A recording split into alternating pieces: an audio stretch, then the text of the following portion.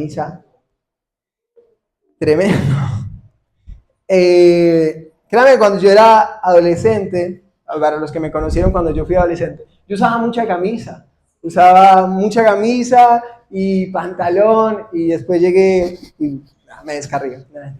No, pero dejé de usarlo, realmente dije, bueno, vamos a hacer un poquito más. Pero no hay que perder eso de arreglarnos para el Señor, de venir formales. Eso es lindo. No obligatorio, pero hacerlo para Dios es lo más importante.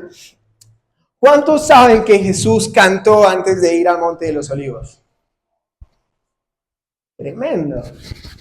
Antes de Jesús ser entregado por Judas, cantó. ¿Cuántos sabían eso? ¿No? Bueno, para que vean que yo no estoy diciendo una conjetura, vamos a Mateo capítulo 26. Mateo capítulo 26, verso 30. Y ya de ahora en más usted va a saber que Jesús cantó. Ya que Jesús era un adorador también. Cuando estén ahí digan amén. Vamos a retomar ese buen hábito de adorar y decir amén. ¿Cuántos están ahí? Eso es. Dice mi versión, que es la nueva versión internacional. Vamos a leerlo desde el 19, así vemos lo que Jesús estaba haciendo. Dijo, les digo que no beberé este fruto de la vid desde ahora en adelante hasta aquel día en que beba con ustedes el vino nuevo en el reino de mi Padre. Y el versículo 30 dice, después de qué? No están conectados conmigo en esta mañana, vamos. ¿Después de qué? De cantar. Y mi versión dice, de cantar los salmos, salieron al monte de los olivos. Tremendo, ¿o no? Yo no lo había pensado realmente y había dejado pasar ese versículo por alto un montón de veces. Y seguramente sí lo había leído, o ustedes también lo habían leído, pero no se acordaban, como yo. Y la pregunta es, ¿qué cantaría Jesús? ¿No? Esa fue mi pregunta anoche, así que me puse a investigar un poquito de la cultura judía. ¿Qué hacían? ¿Qué estaban celebrando en ese momento? ¿Qué piensan ustedes que estaban celebrando? La Pascua, el Seder de Pesach. Era en el ámbito judío lo que estaban haciendo el Pesach. Y me puse a investigar un poco más. ¿Qué se cantaba en el Pesach? Y bueno, se cantan bastantes salmos a los que nosotros hoy en día hemos colocado artículos y números, pero ustedes saben que la Biblia fue escrita de corrido, ¿sí? Todos los libros fueron escritos de corrido, pero los salmos fueron escritos por diferentes autores, ¿sí? Lo que quiere decir que los salmos también, o los salmos podrían denominarse como en el griego, la Biblia también, porque Biblia significa compilado de libros. Bueno, los salmos tienen algo similar porque es un compilado de escritos de diferentes autores. ¿Y qué se cantaba en la Pascua? Bueno, la tradición judía dice que se cantaban desde el Salmo 113, si usted quiere anotar eso y le va a quedar para su vida, desde el Salmo 113 hasta el Salmo 118, y también se cantaba el Salmo 136. ¿Cuántos sabían eso? Yo no. Realmente que no. Por eso hice un exhaustivo estudio de esto, y realmente me puse a leer todos los salmos anoche. Qué lindo que son los salmos, ¿no? ¿Quién tiene salmos favoritos?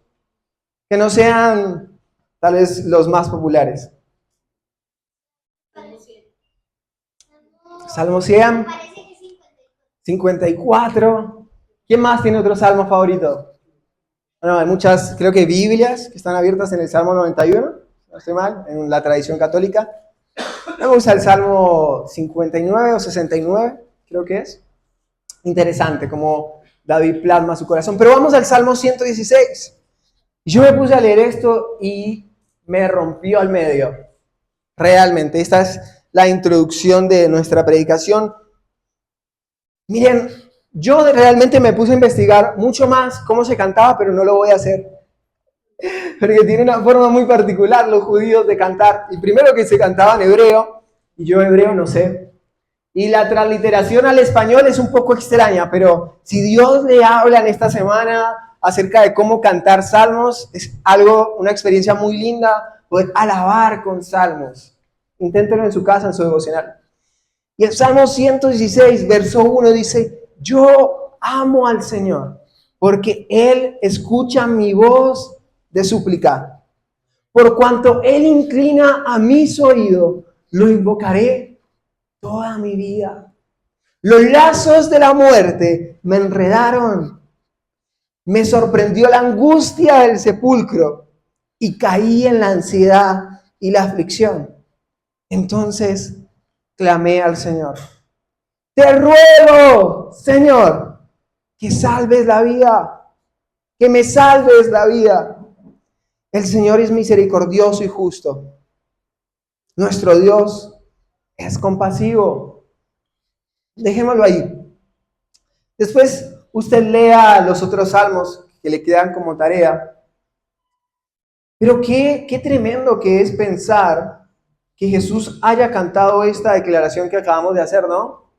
¿Cómo lo ven ustedes a Jesús diciendo, me angustié y clamé al Señor? ¿Hizo eso Jesús? Bueno, un rato después de haber cantado lo hizo.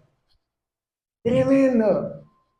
Jesús pasó por una angustia tremenda, dice Lucas, al punto de sudar sangre. ¿Y qué hizo?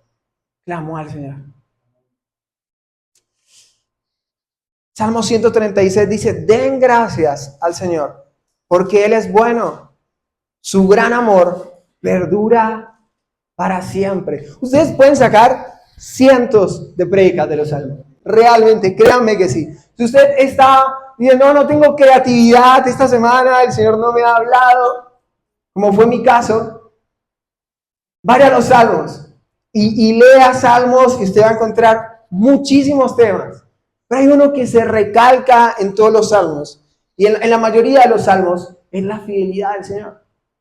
A mí me gusta pensar en David como una persona que clamó al Señor y el Señor le contestó, porque las afirmaciones gramaticales de cómo están escritos los salmos siempre tienen como una proposición antes y después tienen una respuesta. Den gracias al Señor porque Él es bueno. Y sigue, su gran amor perdura para siempre. Den gracias al Dios de dioses, su gran amor perdura para siempre. Hay una profesora que yo tenía que nos hacía cantar los salmos en clase. Voy a hacer ese ejercicio hoy con ustedes. ¿Cómo cantaríamos este salmo? Den gracias al Señor de los señores. Su gran amor perdura para siempre. Y ustedes lean este salmo. Y ustedes pueden leer este salmo y hay algo que recalca ahí, es su gran amor perdura para siempre. ¿Cuántos dicen amén a eso? Realmente, si usted está pasando por un momento difícil, como la persona de la cual vamos a leer en esta mañana, qué lindo es recordar que el amor del Señor perdura para siempre. Es una frase que yo me la voy a dejar tatuada en mi corazón. No me voy a tatuar. Me voy a dejar tatuada en mi corazón simbólicamente frente a las circunstancias y lo difícil que pueda ser la vida. Porque siempre esa respuesta es válida. Estoy pasando por una gran dificultad, pero su gran amor perdura para siempre.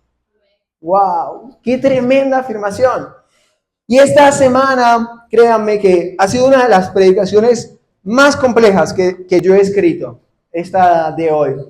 Yo siempre trato de, cuando sé que tengo que predicar, comenzar a prestarle atención a lo que escucho en esa semana, ser más intencional con lo que me pasa y ver si Dios quiere decirme algo. Y muchas veces a lo largo de las predicaciones que yo doy, tuve un suceso o sé que el Señor me está hablando de un tema puntual. Esta semana fue complejo eso, realmente, porque yo veía que me habían pasado muchas cosas y ninguna se conectaba con la otra. Y yo dije, obviamente que no podemos sacar prédicas solamente de nuestras experiencias, pero sí de la búsqueda del Señor. Entonces yo el lunes abría mi devocional y me hablaba de Corintios, y después volvía a Levíticos, y después saltaba a Sofonías. ¿Qué tiene que ver? ¿Qué tiene que ver?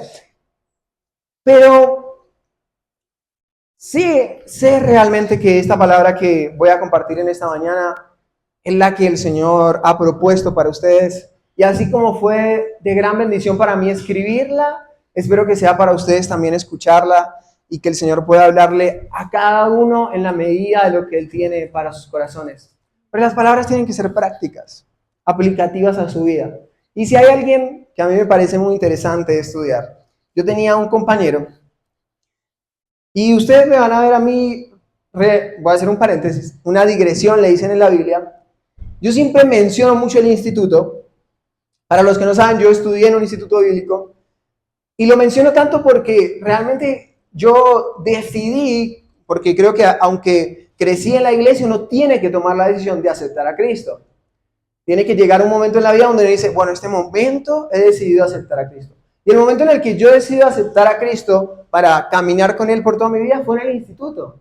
Yo no sé cuándo fue el momento, el lugar en donde usted decidió aceptar a Cristo, pero es la decisión más grande de su vida. Así que ese lugar, ese momento, lo va a marcar para siempre. Y bueno, en mi caso fue el instituto, por eso siempre cuento tal vez anécdotas o cosas que me pasaron. Mi papá el otro día me decía, no lo menciones tanto. Tienes razón, a veces exagero. Pero yo tenía un compañero en el instituto que él siempre decía, no, Dios quiere hablar siempre, ¿no? Dios siempre quiere hablar. Entonces pasaba algo y Dios me está hablando, ¿no? Servían en la mesa, en los comedores, en el almuerzo, siempre servían agua. Allá la gente tomaba agua al almuerzo. Entonces servían, no sé, una cena especial, jugo, y decían, no, Dios me está hablando. Cosas así. Entonces yo me acuerdo, una vez estábamos en la habitación y yo me puse a leer la historia de Job y yo dije, él me decía, y me acordé de él, y yo dije, si tomamos los silencios de Dios como parte de su comunicación hacia nosotros, Dios siempre quiere hablarnos.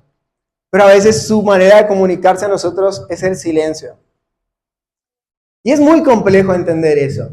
No sé si alguien ya lo pudo entender en su totalidad. A mí todavía me cuesta mucho entender que el silencio de Dios también es enseñanza para mi vida.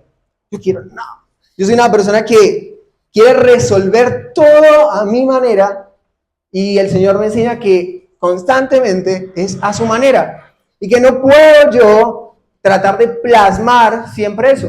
Bueno, algo parecido pasa con la historia de Job. Si usted ha estudiado o ha visto la vida de Job, sabrá, o tal vez en su vida, sin ver la vida de Job, lo poco lineal, ¿sí? Digamos en el sentido geométrico, que es la vida. ¿Quién ha tenido una vida 100% lineal? Perfecta. Siempre ha estado bien. ¿Sí? Gloria a Dios por eso. Creo que nadie ha tenido una vida en la que 100% hayamos estado bien. Bueno, la vida de Job plasma esto, pero la vida de Job no es un sube y baja para mí. La vida de Job es una montaña rusa en picada hacia lo peor que le puede pasar a un ser humano. No es que él tuvo, perdió a sus bueyes, su ganado, y se repuso una buena temporada. Y después perdió a sus hijos, y después tuvo otros hijos más. No pasa eso con Job. Con Job lo pierde todo, menos a su esposa. No voy a hacer chistes sobre eso, no los esperen de mí, para los que están casados. Tal vez cuando me case haré un chiste, pero no. Y me parece muy importante, antes de abordar la vida de Job, que entendamos el contexto en el que se escribe Job. ¿Quién sabe cuándo se escribe Job? Nadie. Yo tampoco. No, pero ya a ti te lo dije, así que no cuento. Tremendo. Pero Job, hay dos teorías. La judía. ¿Cuántos saben que Job no era judío? ¿Sí? ¿Sabían eso? Por sus amigos tampoco.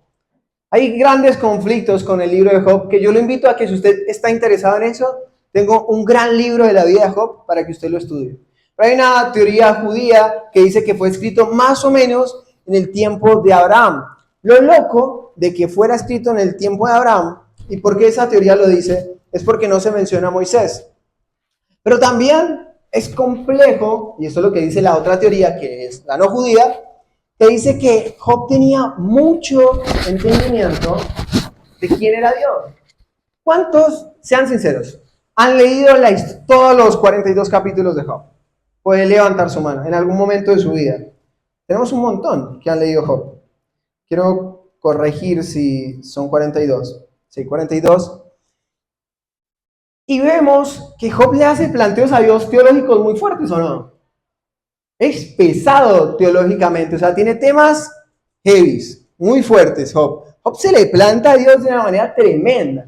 Mucha gente predica y Job perdió todo y adoró. Sí, tiene razón. Pero vamos al capítulo 3. ¿Y qué pasa? Maldito el día en que nací. Oh, tremendo. Pero vamos a hacer un repaso de todo en esta predicación, que yo la dividí en 3 partes, en 3 momentos, que creo yo aplican mucho a la vida de cristiano. Y usted se puede identificar en esta mañana con uno de estos 3 momentos de la vida de Job. Para mí, la vida y la historia de Job se divide, puede ser en 3, algunos dicen que en 7, pero hay 3 momentos importantes para mí. Uno es la pérdida, el otro son sus amigos y el otro es su conversación con Dios. Hay un maestro que a mí me dijo, pensemos en la historia de Job sin el capítulo 42. ¿Sí? Los quiero invitar en esta mañana a que hagamos esto juntos. No le vamos a quitar, para los que están viendo el video, no le vamos a quitar ningún capítulo a la Biblia, ni estamos haciendo una conjetura herética, no, sino que es sencillo pensar en la vida de Job con el capítulo 42. Porque muchas personas le dicen la restitución de Job. ¿Se puede restituir una vida de un hijo? ¿El dolor y la pérdida por las felicidades se restituyan? Yo creo que no. Cada uno de nosotros tenemos un valor propio.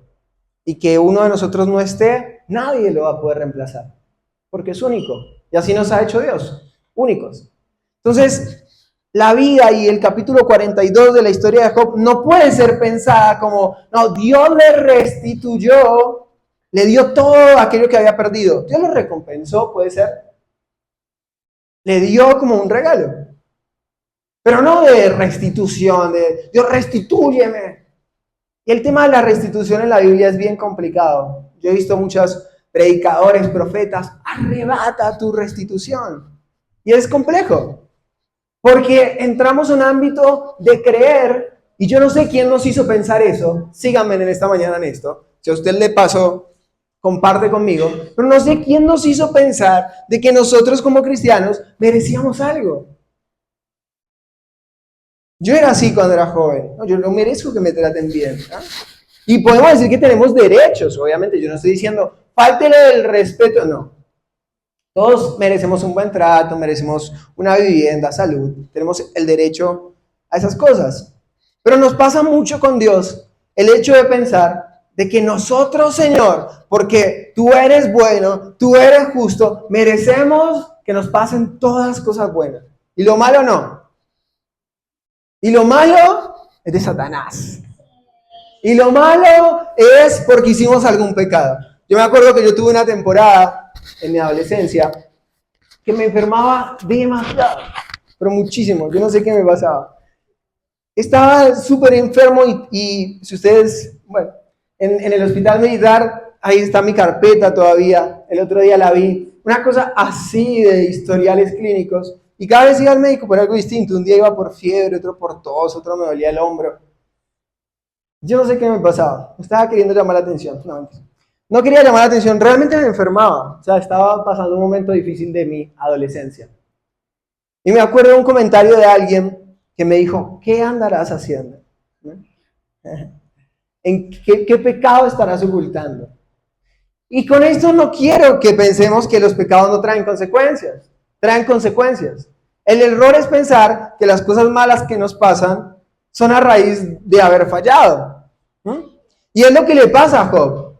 La teología, y quiero que me sigan acá, la teología de ese tiempo estaba basada en eso. Y para los que han leído Job saben de qué les estoy hablando. Job pierde todo. Pero vamos a leer algunos versículos claves de la historia de Job. Hay mucho. Realmente hoy vamos a hacer una predicación temática pero ustedes podrían hacer muchísimas predicaciones de Job. Tiene 42 capítulos. Entonces, pero vamos a hacer una predicación bastante general de la vida de Job. Y Job capítulo 1, yo anoche mientras escribía algunas cosas,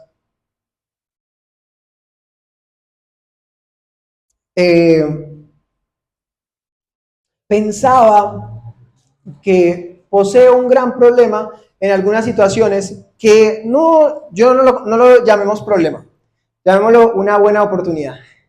Y esa oportunidad es que, para los que me conocen y han pasado un poco más de tiempo conmigo, yo no me quedo con nada de lo que me dicen. Yo lo repienso todo. Entonces, el agua cae del cielo, ¿por qué cae del cielo? Y no es de terquedad, no es que yo quiera llevarle la contraria a las personas. A mí me gusta pensar, realmente, yo no... Y mi papá y mis papás dicen que desde que yo era pequeño era así, yo era el niño, el por qué. ¿Y por qué es verde el pasto? Yo era ese niño. ¿Y por qué tal cosa? ¿Y por qué tal otra? Y con la Biblia me pasa algo similar. Y gracias a Dios por eso. Porque me ha llevado a hacerme preguntas, a ahondar y aprender más de la Biblia. Hágase preguntas. Yo siempre se lo digo en las predicaciones. Y el capítulo 1 de Job, no vamos a ahondar en los temas teológicos, porque créanme que son muy complejos. Esto de cómo es que los hijos de Dios y Satanás se presentan ante Dios, ¿no? Hay todo un conflicto ahí teológico de cómo Satanás puede presentarse ante Dios. Pero bueno, no vamos a ahondar en eso, sino en el versículo 1. En la región de Uz había un hombre íntegro e intachable que temía a Dios y vivía apartado ¿de qué? Del mal. Este hombre se llamaba Job. Job tenía 7 hijos y 3 hijas. Era dueño de 7,000 ovejas. Para los que han tenido campos saben lo que significa tener 7,000 ovejas, 3,000 camellos. Bueno, camellos no, pero 500 yuntas de bueyes y 500 asnas. Además, su servidumbre era numerosa. Entre todos los habitantes del oriente, era el personaje de mayor renombre. Y ahí hace una breve descripción de que Job hacía sacrificios por sus hijos. Pero el versículo 6, si saltemos, dice, llegó el día en que los hijos de Dios debían presentarse ante el Señor, y con ello llegó también Satanás. El adversario significa Satanás en el hebreo. Y el Señor preguntó, ¿de dónde vienes? Vengo de rondar la tierra y de recorrerla de un extremo a otro, respondió Satanás. Y a mí me encanta y me parece tan complejo esto porque le dice Dios a Satanás, ¿te has puesto a pensar en mi siervo Job? Volvió a preguntarle el Señor. ¿Qué tenía que ver Job? Era mi pregunta cuando yo leía anoche. ¿Por qué un hombre, un humano, se vio metido en un conflicto teológico, un conflicto celestial? ¿No? ¿Qué tenía que ver Job? Bueno, yo creo y he concluido por lo que he estudiado que Job es una interpretación, es una historia que nosotros podemos interpretar para nosotros mismos. El Señor quería enseñarnos algo con la historia de Job. Y por eso quedó plasmada. Ustedes no saben realmente, o tal vez algunos sí, no quiero prejuzgar, los grandes conflictos que había cuando quisieron colocar a Job en el canon bíblico. No, pero no es judío. No, pero ¿quién lo escribió? ¿Quién escribió Job? No sabemos. Unos dicen que Salomón, otros dicen que el mismo Job. Otros dicen que se fue armando. Pero se terminó incluyendo por el peso teológico que tiene el libro de Job y la gran enseñanza para nuestra vida. Entonces Job entra en un conflicto celestial para darnos una demostración de por qué sufre la gente. Buena, justa. Dice, él era intachable e íntegro. ¿Por qué sufre la gente intachable e íntegra? ¿Se ha preguntado eso? Bueno, todo el libro de Job trata de hacer esa pregunta. ¿Y sabe qué es lo más impresionante de esa pregunta? Que no la contesta. Y para los que han leído el libro de Job, sabrán lo que les estoy diciendo, pero para los que no, sabrán que todo el libro de Job desempeña por qué sufren los justos. Digo, pero ¿por qué estoy sufriendo? ¿Cuántos han hecho esa pregunta? Yo la he hecho un montón de veces. ¿Por qué, Señor? El por qué a Dios. Y yo creo que son válidas esas oraciones. Hemos creado tal vez comunidades con oraciones, Señor, vengo ante ti, completamente perfecto e intachable, ¿no? Íntegro, como nadie soy, Señor. Quiero pedirte, ¿cuándo vendrá mi carro? ¿No? Y Job hace oraciones tremendas, se parte el corazón, echa incienso, sus llagas, todo, pierde todo. Señor, ¿por qué? ¿Por qué me está pasando esto? Si yo soy justo. ¡Wow! ¡Qué fuerte es esos por qué al Señor! Tal vez yo no le estoy predicando a las personas perfectas. Estoy predicando a personas que han pasado por problemas y dificultades. Si usted es perfecto, puede ahondar en su celular y estar viendo Instagram. No pasa nada. Pero si usted realmente ha sido una persona que le ha preguntado al Señor por qué, yo creo que esta prédica nos habla de eso. ¿Saben cuál es la respuesta de Dios? Y se la resumo, de igual manera, lea el libro de Job. Yo soy soberano. Y entender la soberanía de Dios es muy complejo. Oh, Dios es grande. Mi amor perdura para siempre. Qué difícil que es eso, ¿no? Me acuerdo, y esa frase, y me acordé de ese salmo de su amor perdura para siempre. Un momento muy complicado. Ustedes saben que yo no suelo, y ya continuamos con las tres ideas, tres momentos de la vida del cristiano en Job. No suelo contar historias de mi vida, pero me acuerdo un momento puntual, muy difícil en mi vida. Yo le preguntaba, Señor, ¿por qué? Pero era fuerte, no era este por qué pasito, era una cosa tremenda. Yo solo, no teniendo a nadie, decía, Señor, ¿por qué? Y después vienen a mí, ¿por qué a mí esto? Como si yo fuera, no sé, el mejor. Silencio total. ¿Cuántos han transcurrido un momento de silencio de Dios? Bueno, los que los han transcurrido saben de qué les estoy hablando. No tengo que, tal vez, hacer una falsa emoción. Ustedes saben lo que se siente eso. ¿Por qué?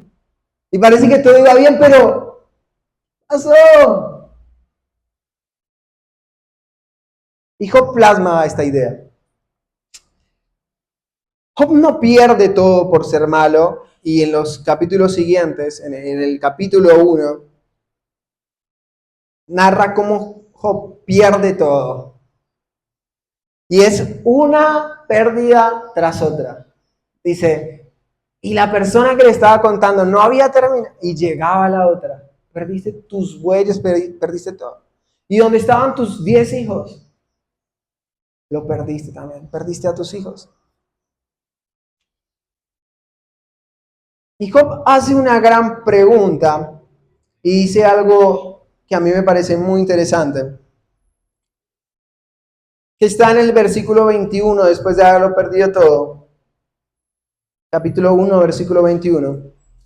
Desnudo salí del vientre de mi madre y desnudo he de partir. El Señor ha dado, el Señor ha quitado.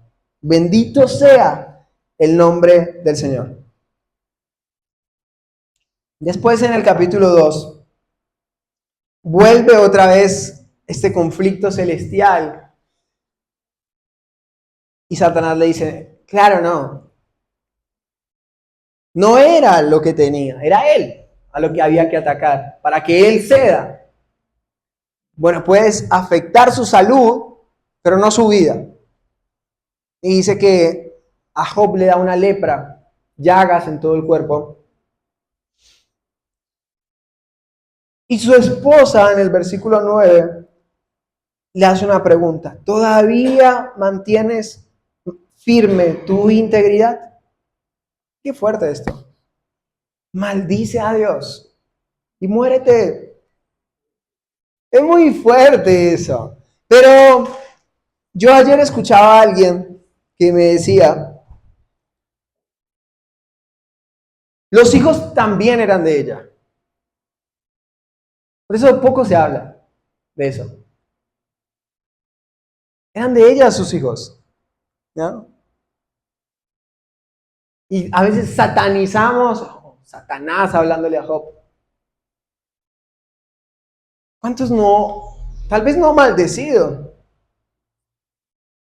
¿Cuántos le hemos replicado a Dios de una manera tan grosera a Dios? ¿Cómo vas a hacer eso? Ya no te sigo más. ¿Para qué? Lo perdí todo, ¿no? Y Job le contesta, el versículo 10. Si de Dios sabemos recibir lo bueno, ¿no sabremos recibir también lo malo? Y es complejo eso, porque podemos decir, no, pero Dios envía cosas malas. La realidad es que esa palabra, lo malo, en el hebreo, ¿sí?, se refería a las adversidades o problemas o dificultades que pasaba una persona. Entonces, sabremos recibir, iglesia, todo lo bueno, las buenas temporadas de Dios, sabremos afrontar junto a su mano, avivados, apasionados por Él, todo este año. Esta palabra, sé que Dios me hablaba para todo el año. Cuando estamos con Él, Dios, recibo tus bendiciones. Recibo todo lo que tienes este año para mí. Yo lo agarro. Para los problemas, los evito. ¿Y dónde es formado el corazón del hombre? Sino en la dificultad. ¿Dónde es formada la vida de las personas? Sino en sus crisis. Podemos decir, no, Juan, yo he aprendido mucho de lo bueno. Yo no necesito vivir. Pero nadie está exento de pasar dificultades. Nos podemos sentar a hablar y decir, yo he aprendido mucho de la dificultad. Hay personas que pueden decir, incluso más, he aprendido en la dificultad que en lo bueno.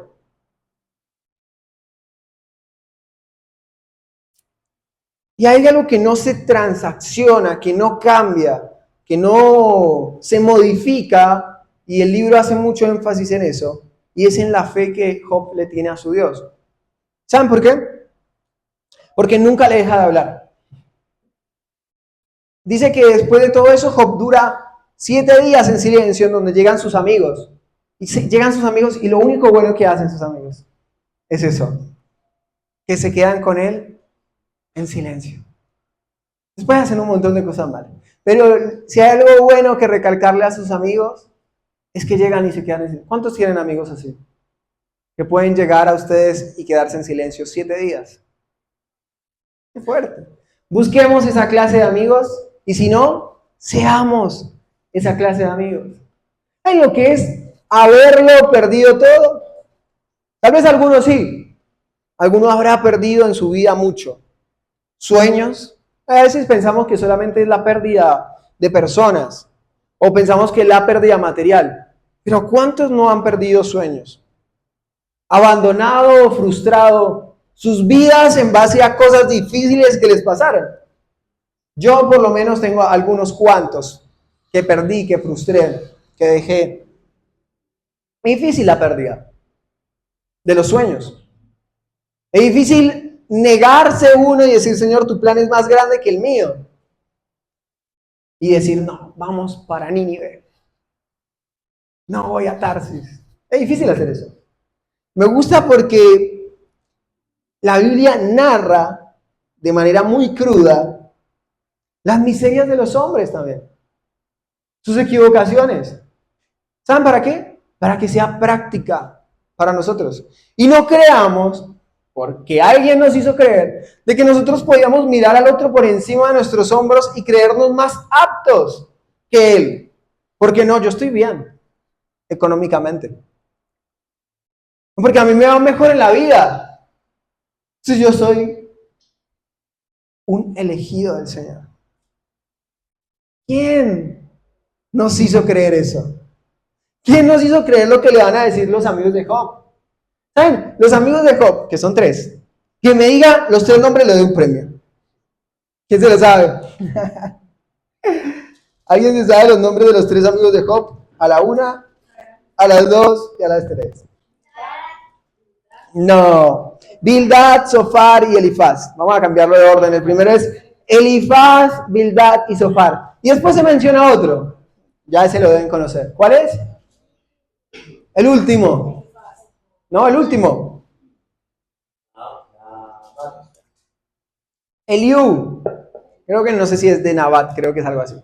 Pero es Eliú. Pero no lo mencionan principalmente porque la cultura judía, pues, no, tal vez no lo quiso mencionar por su edad. Pero los tres amigos de Job tratan temas particulares, cada uno a su manera, pero los tres coinciden en lo mismo. Y los tres coinciden en que Job algo habrá hecho. Y van progresando en medida de la dureza con la que le van hablando a Job. Cada uno es peor, literalmente. Y Zofar entra, pero tremendamente a juzgar a Job. Pero es el primer momento en la vida o que puede transitar un cristiano, es el momento de la pérdida. Que es lo que estábamos leyendo antes. Si quieren anotar, el primer punto es ese. La pérdida, la crisis. Cuando todo se pone negro. Cuando uno se accidenta, literalmente. Cuando uno choca. Cuando está la crisis ahí misma que uno dice, no, Dios mío, ¿por qué pasó esto? Cuando la deuda está por encima de los ingresos, ¿no? Ahí llegan las crisis. Ese es el momento o los momentos que nosotros como cristianos podemos pasar. Y el segundo es momentos de incomodidades y preguntas. ¿Es Dios justo? Claro que sí. ¿Gobierna Dios el universo en base al principio estricto de la justicia? ¿Cómo explica entonces el sufrimiento Job si Dios es justo? Ay, no, es que no es la justicia de Dios la que yo quiero que se aplique. Yo quiero mi justicia. Que se aplique lo que yo quiero y que se haga lo que yo quiero. Y Job es una constante enseñanza de que las cosas no se hacen a nuestra manera. De que nuestra justicia muchas veces no es la justicia de Dios. ¿Saben? La justicia de los hombres, de los tres amigos que ya vamos a leer, era la balanza. Esa balanza griega que tiene los dos péndulos. Entonces dice, cosas buenas, vas a ser prosperado. Eres obediente, te va a ir bien. Pecaste, sufres. Todo equilibrado, como debe estar. Pero no. Y empezamos con Elifaz. Él tenía una perspectiva muy basada en su experiencia y más o menos la conversación, porque es una conversación entre él y Job. Siempre da una respuesta a sus amigos. Job 4 hasta el 22. Pero yo saqué algunos versículos. ¿Recuerdas algún inocente que haya perecido? Le dice Elifaz. Los que hagan iniquidad, la ciegan. Los que siembran maldad, eso cosechan. Después le dice más adelante, bienaventurado es el hombre a quien Dios castiga. Qué fuerte eso. No digan amén. Una conclusión que él sacó en base a su experiencia. ¿No? Que si a ti Dios te castigaba, fue porque cometiste un error. Y en base a eso, eras bienaventurado. ¿No? El Señor después habla en las bienaventuranzas, bienaventurados aquellos que por mi causa os vituperan. Y podemos hablar también de las bienaventuranzas, pero no tenía que ver con el castigo. Y después le pregunta en Job 22:5, ¿no es grande tu maldad? En pregunta.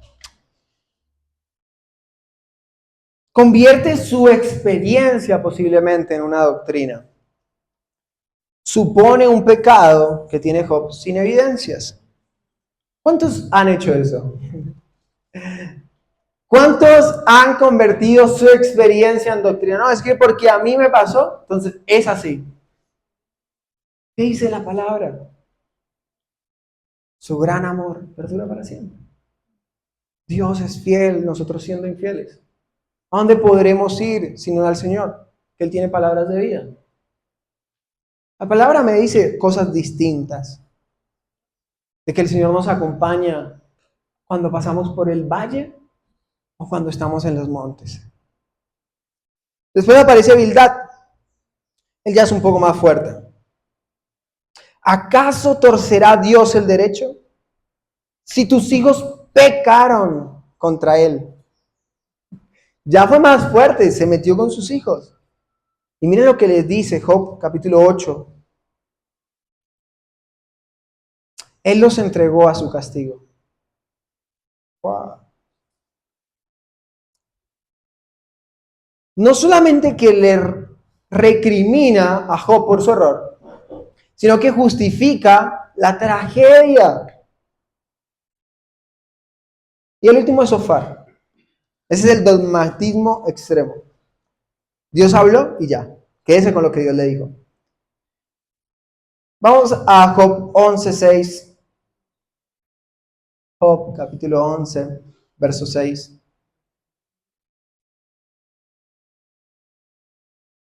Dice, ¿cuántos están ahí? Amén. ¿Lo están viendo en la pantalla? Job 11:6. Para mostrarte los secretos de la sabiduría, pues esta tiene dos lados. ¿Sabrías entonces que buena parte de tu pecado Dios no lo ha tomado en cuenta? Y es muy fuerte porque Él le hace pensar a Job, o quiere hacerle pensar por lo menos, de que Job era tremendo pecador. Y que por eso le estaba pasando eso. Pero no nos vamos a quedar solamente en esto, en los amigos. Estamos haciendo un breve repaso. Y después pasamos a Eliú. Y Eliú, digamos que es el buen amigo, ¿no? El buen amigo que le dice, bueno, yo tengo razón. Y le da un argumento bien teológico de que Dios es grande, de que Dios es soberano. Usted quiere leer todo lo que le dice Eliú, yo lo leí, es impresionante. Y la conversación que tiene con Job está en Job capítulo 32 al capítulo 37. Y ahí narra, entonces le dice primero Job, tú has hecho esto, estás recriminándole a Dios. Y después le habla de la grandeza de Dios. Vuelve otra vez a Job, vuelve otra vez a Dios. Es algo bien interesante. No, realmente no termina escuchando a Job. Es algo que Job me parece muy impactante en este momento de preguntas en el que estamos, en el punto número 2. Y está en el capítulo 31 de Job. Y yo lo invito esta semana a leer el capítulo 31 de Job. Porque yo me vi muy identificado en eso. Job comienza a hacerle una lista a Dios de sus no pecados. De las cosas que él pudo haber hecho, pero no hizo. Me acuerdo un sistema de discusión particular de una persona que, no, siempre decía lo mismo. No, es que yo pude haber hecho esto, pero no lo hice. Es que yo pude haberte hecho esto mal, pero no lo hice. Entonces creen que por el hecho de no haberlo hecho, no, gracias, por pensarlo y no haberlo hecho. Es bien complejo eso porque, no, pero lo pensaste. No, pero no lo hice. Entonces por eso me tienes que amar más. Tú consideraste ser infiel, pero lo pensaste nomás, pero no lo hiciste. Gracias. Tienes que rever y hacer una lectura interna de decir, Señor, ¿dónde está mi corazón? No es que por yo no pecar soy mejor, o me creo mejor que otros. No, Dios, yo pude haber pecado, pero no lo hice. El argumento en sí mismo puede ser correcto. Ustedes pueden llegar a pensar eso. El problema es creerse merecedores de algo bueno por ese pensamiento. No es que porque yo no lo hice, entonces yo merezco. Y eso es lo que hace Job en el capítulo 31. Le comienza a decir, Señor, yo pude haber estado con otra persona, con otra mujer. Mis pies se pudieron haber apartado del camino, pero no lo hice. Y le comienza a hacer un montón de reclamos a Dios por las cosas que él no había hecho. Pero hay algo más complejo. Y está en el versículo 35, Job 31:35, le dice, ¿cómo quisiera, no sé si alguno de ustedes ha dicho esto, cómo quisiera que Dios me escuchara? Y es más fuerte porque le dice, y estampo aquí mi firma, que me responda el Todopoderoso. Oh, tremendo. Va, yo leo las historias así. ¿Cómo quisiera que Dios me escuchara? Y no solo eso, lo que me tiene que contestar. ¿Ah? Y acá lo dejo firmado, y no sé cómo habrá firmado Job, pero lo firmó. Y lo dejó y espero la respuesta de mi creador.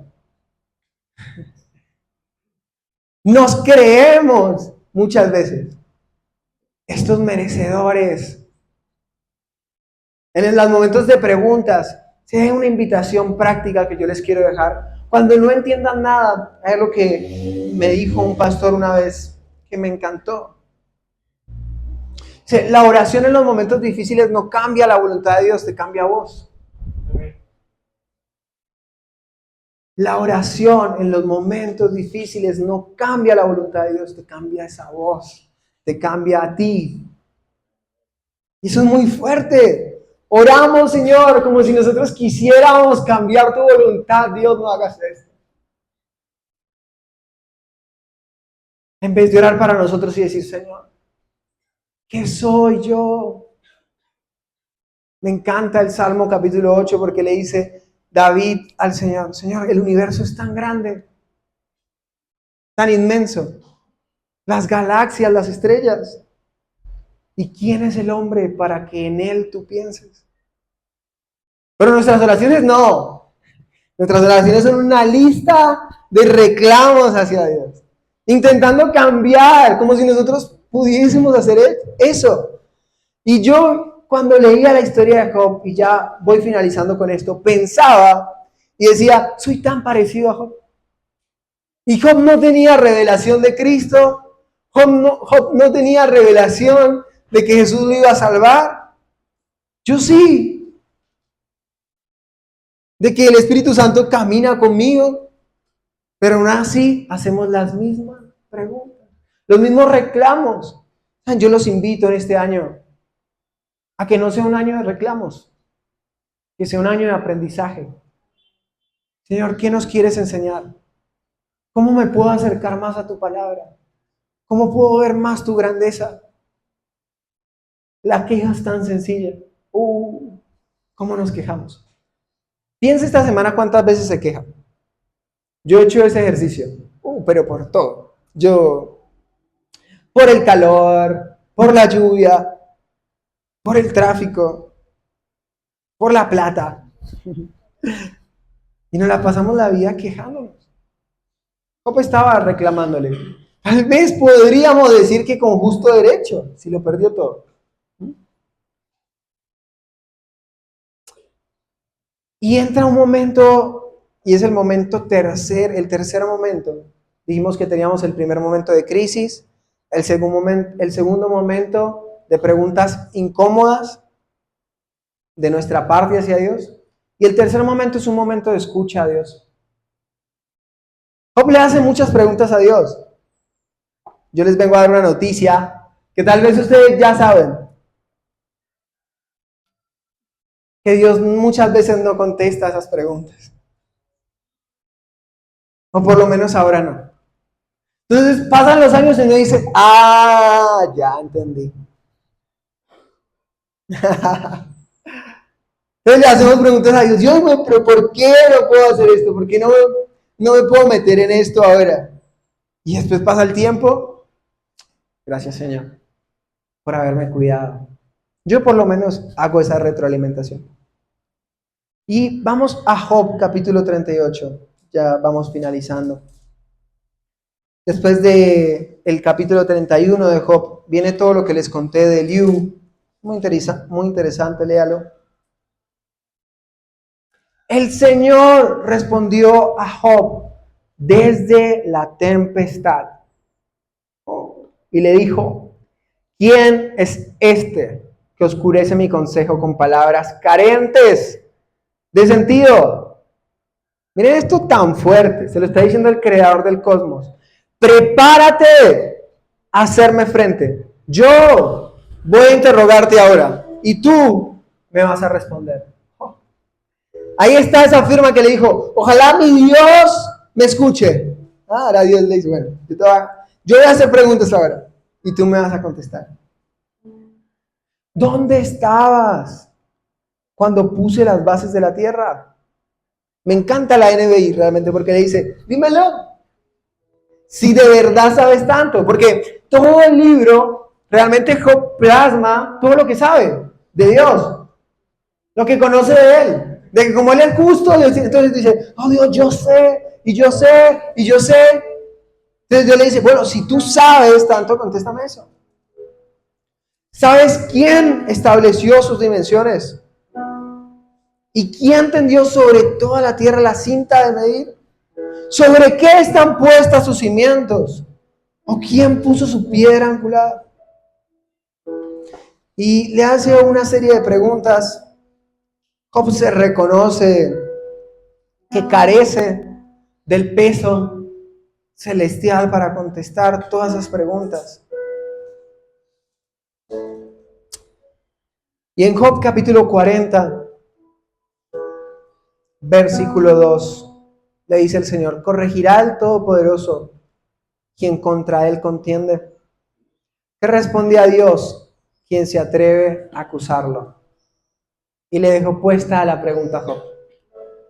Y Job en el verso 4 le dice: ¿qué puedo responderte si soy tan indigno? Hablé una vez, verso 5, y no voy a responder. Hablé otra vez y no voy a insistir.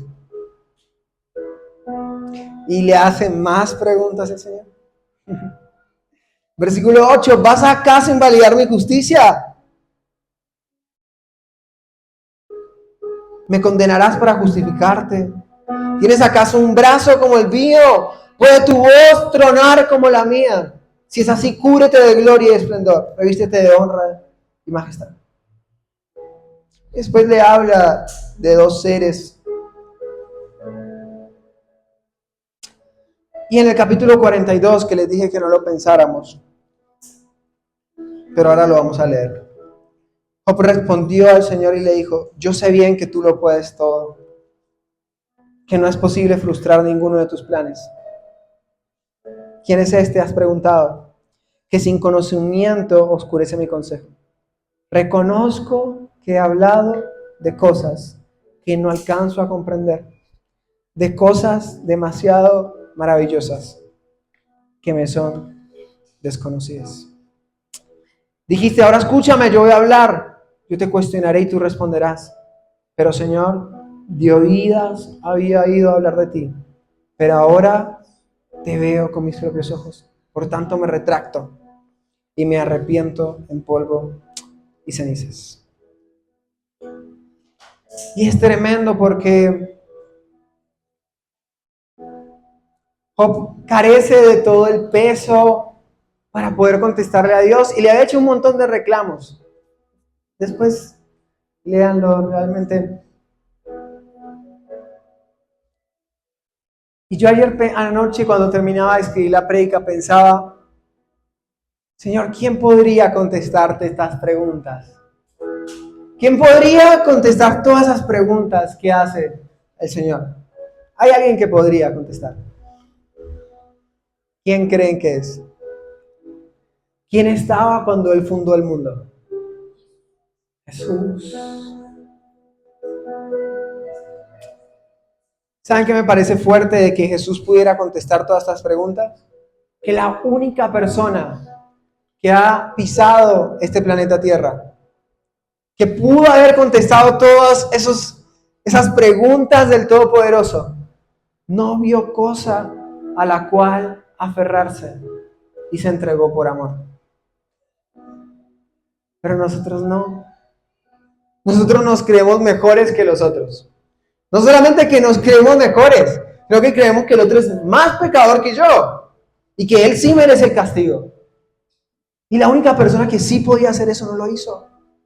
No juzgó, no criticó. Job no encontró respuestas a sus preguntas. ¿Saben qué encontró Job? ¿Quién era Dios? Tal vez no encontremos respuestas a todas nuestras preguntas, pero encontremos a quién es Dios. A veces Dios no cambia las situaciones que estamos pasando, pero sí cambia nuestra mirada de las situaciones. Buscar a Dios no siempre trae explicaciones, pero siempre trae cercanía a Él. ¿Saben? Yo no me considero justo, íntegro, intachable, como Job. A veces me considero muy pecador. Constantemente sigo los deseos de mi carne.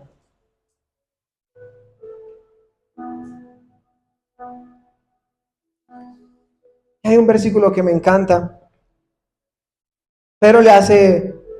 Jesús le hace una pregunta a Pedro en un momento en donde alguien está bañando sus pies con perfume. Están los fariseos que dicen, no, ¿por qué está haciendo eso?